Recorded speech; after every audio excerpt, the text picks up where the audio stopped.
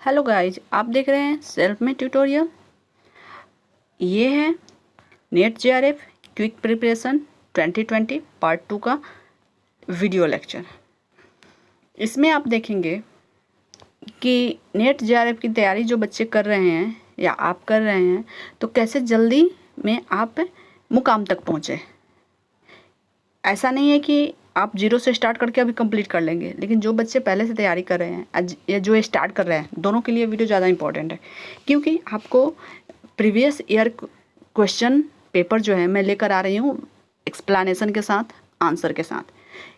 इसको देखिए और ख़ुद को जज कीजिए कि आपकी तैयारी कहाँ तक पहुँची है।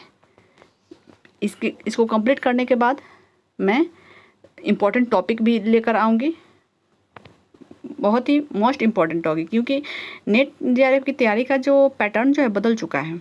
और बदलने का तरीका यही है कि आप जो कुछ जानते हैं, तो बटर सिस्टम नहीं है कि आप जो बटर आएगा वो आसानी से क्वेश्चन, बटरिंग वाला क्वेश्चन होगा आप दे देंगे, वो डीप क्वेश्चन होता है।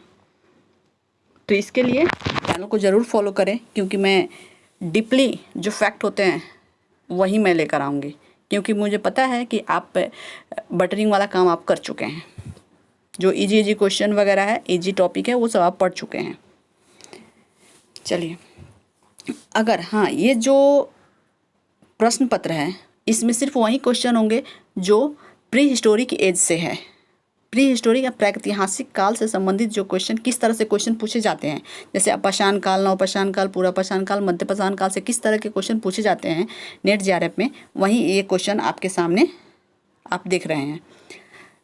अगर इससे संबंधित आप वीडियो देखना चाहते हैं जिसमें पूरी कल्चर, संस्कृति, पाषाण एज, उसकी विशेषताएं, उस समय के मानव प्राणी कैसे थे, तो इसके संबंध में तो वीडियो या ये क्या प्ले लिस्ट में, यूट्यूब चैनल सेल्फ में ट्यूटोरियल के प्ले लिस्ट में जाके वो वीडियो आप देख सकते हैं। इसके अलावा भी कोई कन्फ्यूजन हो तो आप हमें कमेंट के माध्यम से बता दें। चलिए जल्दी से आगे बढ़ जाते हैं। आप भी थोड़े बोर हो गए होंगे कि मैं कितना बात करती हूँ। चलिए, क्वेश्चन नंबर 1, नवपाषाण युग के लोगों का निवास स्थल कहाँ था? प्राकृतिक शैल। निम्नलिखित को ऐतिहासिक क्रम में व्यवस्थित कीजिए तथा नीचे दिए गए कोटों का सही उत्तर चुनिए। व्यवस्थित क्रम में करना है। सबसे पहले पाषाण युग था, ताम्रपाषाण, उसके बाद से कांस्य, उसके बाद से लौह, तो आंसर होगा सी। दिसंबर 2010 में किस तरह के क्वेश्चन पूछे गए थे वो देखते हैं। निम्नलिखित में पूरा पाषाण काल से कौन संबंधित है? तो खड़ा मानव। ओके, नियंत्रण मानव तो था नहीं, बुद्धिमान मानव, अति मानव नहीं, खड़ा मानव। निम्नलिखित में कौन मध्य पाषाण काल का प्रतिनिधित्व करता है? तो त्रिभुज औजार, यानी छोटे, सूक्ष्म और त्रिभुजाकार औजारें भी बनाई जाने लगी थी मध्य पाषाण काल में। अब हम देखते हैं निम्नलिखित में कौन नवपाषाण काल को दर्शाता है? तो कौन दर्शाता है? चिरांद। निम्नलिखित को क्रमानुसार लिखिए और निम्न कूट में सही का उत्तर चुनिए। महासमीय काल, ताम्रपाषाण काल, उत्तरकाली पॉलिस्टार मृदभांड, काले और लाल रंग के मृदभांड। तो इसका आंसर होगा, सबसे पहले इसमें क्या आएगा? ताम्रपाषाण काल। उसके बाद से आ जाएगा काले और लाल रंग के मृदभांड, उसके बाद उत्तरी पॉलिस्टार मृदभांड, उसके बाद से महासमीय, और उसके बाद से आएगा उत्तरी काली पॉलिस्टार मृदभांड। तो इसका आंसर होगा बी। 7 में आप देख रहे हैं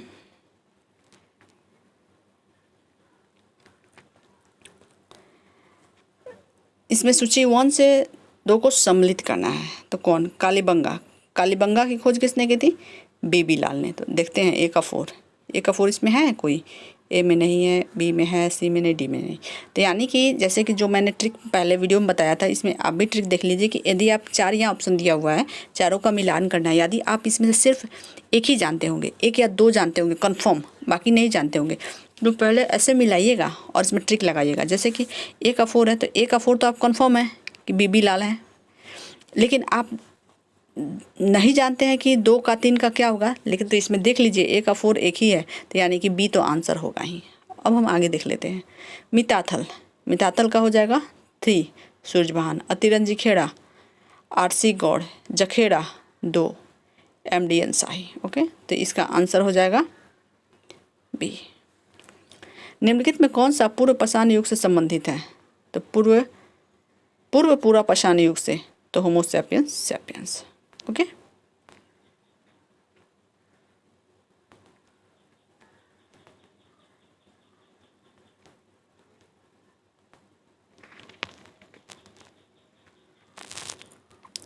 क्वेश्चन नंबर 9 देखेंगे, निम्नलिखित में कौन सा पूरा पाषाण से संबंधित है?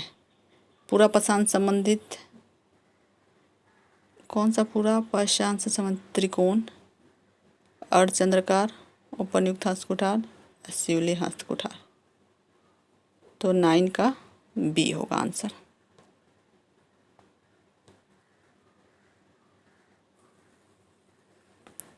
निम्नलिखित में से कौन सा मध्य पाषाण युग का प्रतिनिधित्व करता है? मध्य पाषाण, तो इसके सूक्ष्म पाषाण तो ये होगा ही। निम्नलिखित में से कौन सा नव पाषाण युग से संबंधित है? नव पाषाण युग में क्या किया जाने लगा था? खाद्य उत्पादन।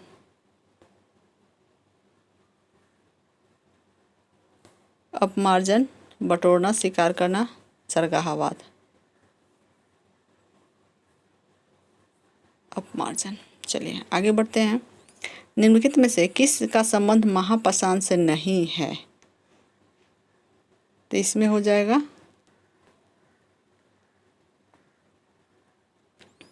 संस्थाई वाणिज्य। क्वेश्चन नंबर 13, निम्नलिखित में से किसका संबंध पूरा पाषाण से नहीं है? मंगोलायड। ओके, ये पूरा पाषाण से संबंधित नहीं है। निम्नलिखित में से किसका संबंध मध्य पाषाण युग से नहीं है?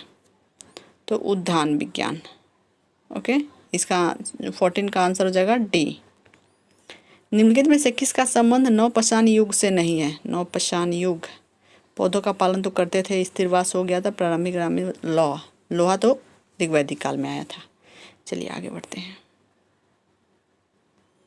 दिसंबर 2008 का, निम्नलिखित में कौन पूरा प्रस्तर का प्रतिनिधित्व करता है? पूरा प्रस्तर, मद्रास युग का।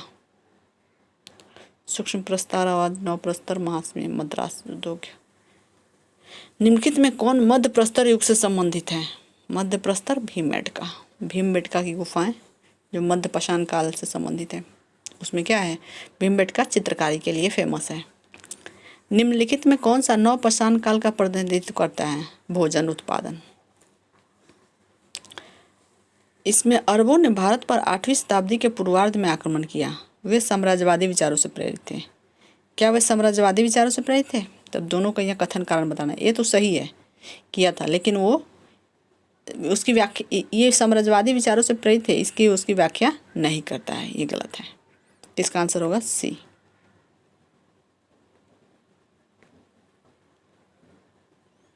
अब हम देखेंगे जून 2008 में किस तरह के क्वेश्चन पूछे गए थे। प्रत्यक्ष प्रशासन का सर्वाधिक महत्वपूर्ण परिणाम क्या था? आधुनिक क्षेत्र की राजनीति का उद्भव, ये था प्रत्यक्ष प्रशासन का परिणाम। निम्नलिखित में कौन पूरा पाषाण युग से संबंधित है? पूरा पाषाण युग से चॉपर चॉपिंग औजार या गड़ासा गड़ासी औजार, यानी हैंडएक्स कल्चर। निम्नलिखित में क्वेश्चन नंबर 22, निम्नलिखित में मध्य प्रस्तर युग को प्रतिरूपित करता है? मध्य प्रस्तर युग को कौन प्रतिरूपित करता है? पशुपालन। निम्नलिखित में से कौन नव प्रस्तर युग से संबंधित है? अस्थायी जीवन। नव पाषाण युग समय में लोगों में अस्थायी जीवन का प्रसार हो चुका था। क्वेश्चन नंबर 24, पाषाण युग में मानव विकास की गति बहुत धीमी थी, प्राथमिक तौर पर क्योंकि मानव सीखने के आघात और परीक्षण विधि पर निर्भर करते थे। सही है, ए और दे दोनों सही है, उसकी व्याख्या भी सही करता है, तो इसका आंसर होगा ए। निम्नांकित किस प्रागैतिहासिक काल से धान की जंगली तथा खेती की जाने वाले प्रकार के प्रमाण प्राप्त हुए हैं? किस स्थल से? बेलन घाटी से। नव पाषाण क्रांति की मुख्य उपलब्धि क्या है? कृषि। कृषि तो है ही। क्वेश्चन नंबर 27, जून 2007 में क्वेश्चन पूछा हुआ था। मानव सम प्राणी जो प्राज्ञ मानव होमो सैपियंस से प्रजाति रूप में भिन्न था, उसे कहा जाता है होमोनिड। ताम्र भंडार निम्नलिखित मृत भांडों से संबंधित है? चित्रित धूसर मृदबांड से संबंधित है। ओके, तो ये था क्वेश्चन। इसमें हमने आपको सिंपल तरीके से बताया, मैं ज़्यादा एक्सप्लेन नहीं की। इसका कारण ये था कि मैं एक्सप्लेन करती एक से एक ये कोरिलेट है। तो यदि आप इससे संबंधित पाषाण युग से संबंधित वीडियो देखना चाहते हैं, कंसेप्ट क्लियर करना चाहते हैं, तो आप मेरे चैनल पे प्लेलिस्ट में जाके देखें, तो उसमें पूरा डिटेल्स दिया हुआ है।